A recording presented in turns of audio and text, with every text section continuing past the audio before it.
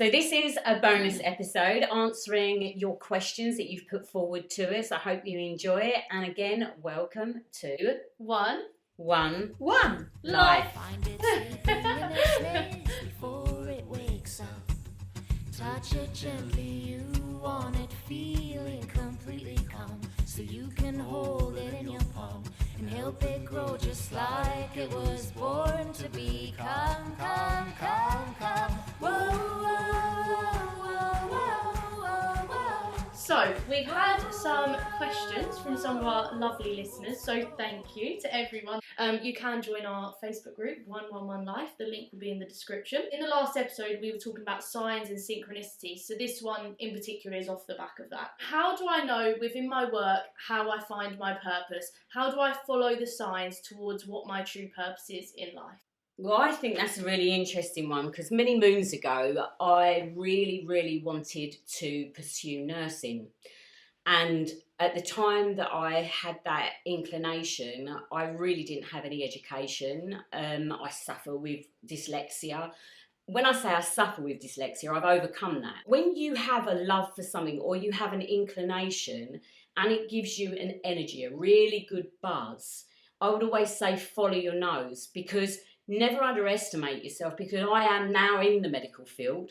I have educated myself, I've gone down that and followed my nose, and I really have loved that journey. And I think anything that you dream of or anticipate to research, I would say do it, because as you go along that journey, the doors do open. When you're really on the right path, it is not hard work, it flows. And the doors open and open, and you'll have chance encounters, you'll meet people, it will come up on Facebook, it will just completely flow. How would you see that? I would say do what you love and all else follows. But I feel like you're going to get a feeling. It was like the kiddies books. I started that in 2005.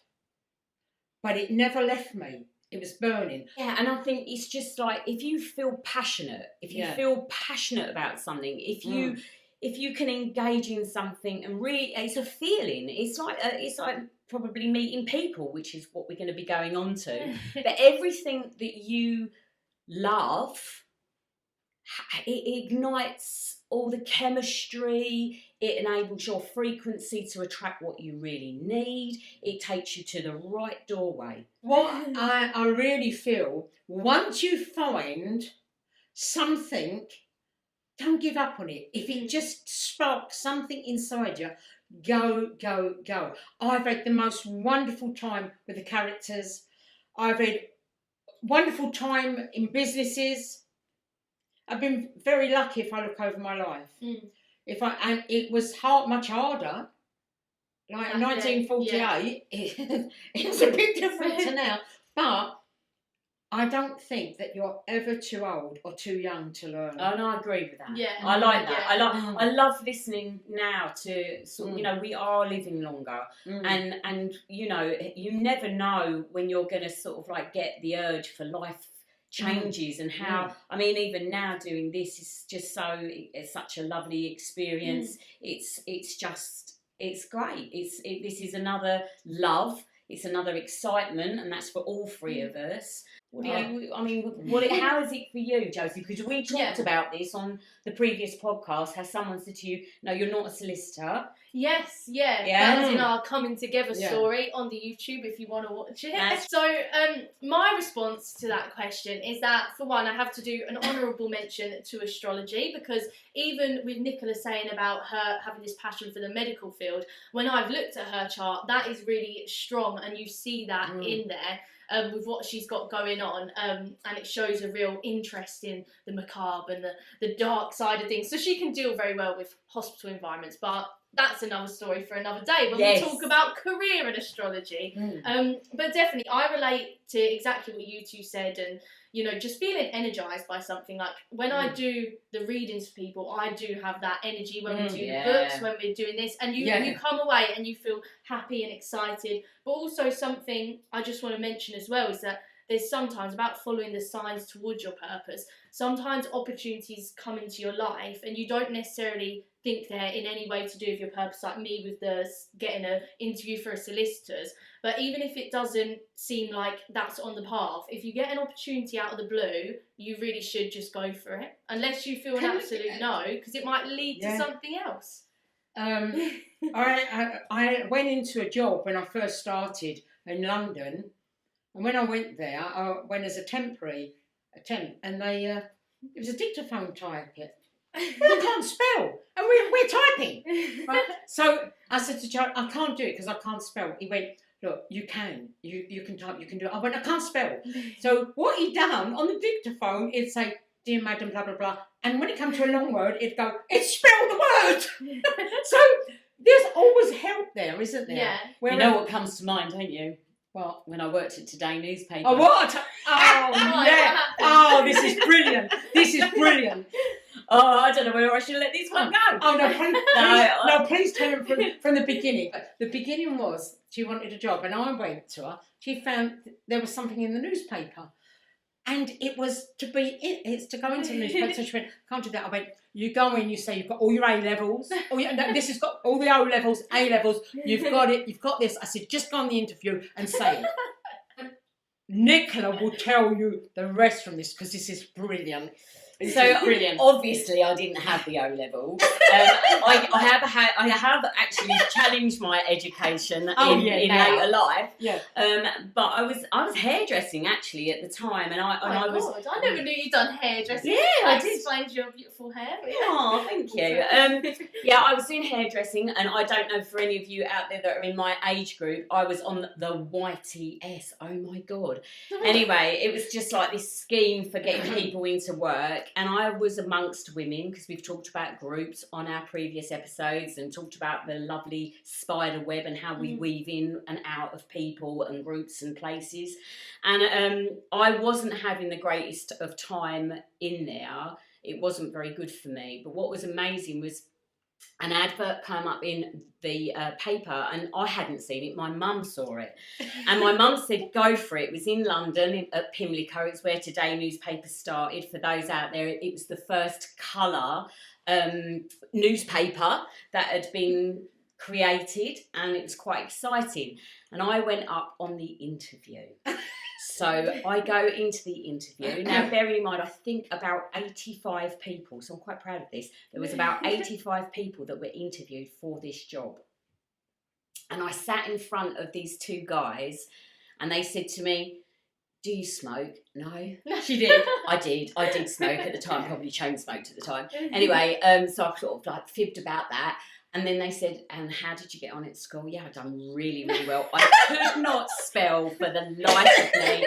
I wasn't very good at reading, but the only thing that got me by was my personality and the confidence maybe that I used to cover up my introverted extrovert at that time. So in the interview, it was really great. I got the job.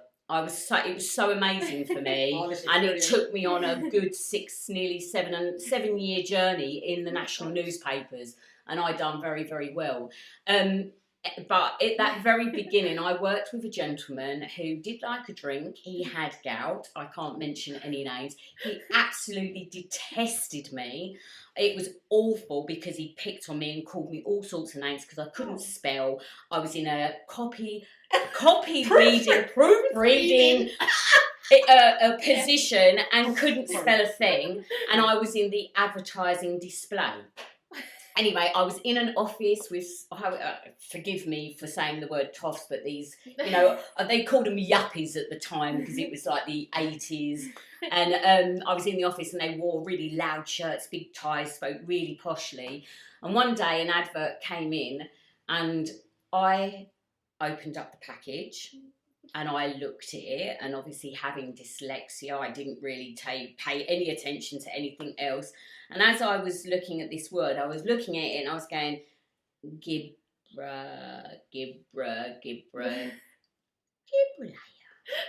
What the hell is a gibralator? I went, excuse me, does anyone know what a gibralator is, please? And this guy looked up and he went, sorry, Nicola. And I went, does anyone know what a gibralator is? And he went, just just hold the advert up, Nicola, and show me what you're reading. So I held it up, and he said, oh, for God's sake, it says Gibraltar. It was a holiday ad. It's true. And that's a true story. Anyway, I've got many of those early on. Yeah. Yeah. I've got some too. Yeah, so that was, but it was that again was a spiritual experience, because going into a more serious tone on that, it was so harrowing for me, because I had to learn some really big life lessons and was on the edge of constantly being sacked in the first sort of like 18 months of that job. However, my personality and my sheer tenacity to work and overcome my adversity of learning, I had a guy that worked there that was actually previously an English teacher, and at lunchtime he would sit me down and help me, and he said it wasn't anything to do with me not being able to spell or read, it was my lack of confidence and support, maybe in the way that I learn. And from that day I went on strength to strength, and I went on to the national newspapers over in Wapping. I met some amazing people, and I still have a friend who I love dearly, Janet, if you're out there, who I lived with, and she's still in my life now. So I got an awful lot out of that. But one of the most spiritual experiences in that journey was the guy that I worked with really, really did bully me. And there's one thing that my mum taught me. She said, you need to go to work as much as you hate him, as much as you do not like him and despise him for what he's doing. The only way that you're going to get out is to send him love and light. Through love and light. And I'd be sitting there going, I love you. Like, send you light. But I kid you. He probably had his own troubles, didn't he? Probably had his own troubles. Yeah, oh, absolutely. He had gout, he was temperamental, he drunk, there was some issues there. But I had projecting onto you. Yeah, and it was really harrowing, but I kid you not, I did what my mum said at that time, because I really was going home crying and just was harrowed by this experience. And I can tell you what shifted from that day, by instead of sort of like sending out the bad vibe, I tried to turn it around and send out the good vibe. Well, Today newspaper got took over by Rupert Murdoch. It was sold. I was then shifted to another department where I excelled and excelled and excelled, and I was taken away from him. And I wasn't taken away from him through war or conflict. It was just like a shift in like a magic carpet. In come the universe, and when you've done well, and wallop, wallop, wallop, my life changed. Aww. So yeah, that was an amazing experience. So you learned your lesson from him. I did indeed. Oh yeah, I really did. And I went on, and I had a really good time, and I learned an awful lot from that experience. Oh, I love that. Okay, so we've digressed quite a bit. However, the art of it is that you ask us the questions, and then the universe takes us on a journey and shows you the stories of life, and you may relate to some of those stories. But I think that the idea is, if you're struggling or you feel like you're having experiences and you don't have maybe that kind of frequency or person in your life that would maybe take notice or believe in that side of your character, we will.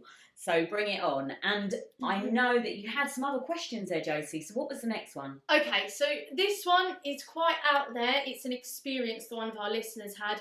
Again, we keep them all anonymous unless you want otherwise and you want your name to be attached to it.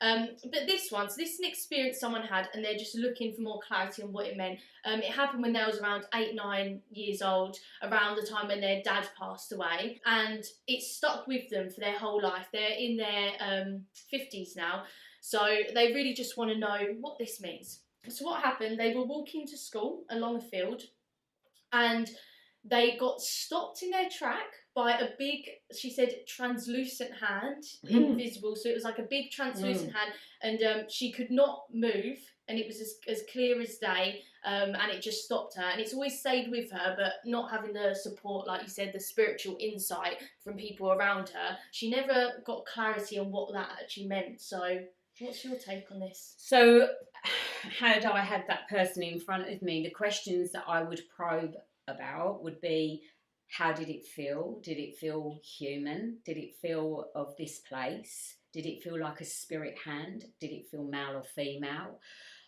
Was there a fear? Was there any feelings of negativity or positivity? And what really went on from that day forward?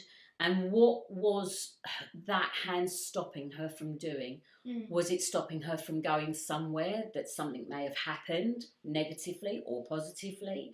And again, I would be maybe sort of like exploring what happened, like say before. So you said that there was a loss, and I think we do have, I mean, I have, you have, Mum. I do think that you do have some out of body experiences when you lose someone very, very close to you. And I'm not saying that they're delusional in any way, shape, or form. I think they're very spiritual, and I think that they are very subconscious. And I also think that they are from out of the world to help you. This is funny that this question's come up because Nicola and I was talking about this. Oh, really? Within the week. Because when someone dies, it's a shock to the system. So the first year you're out of your body.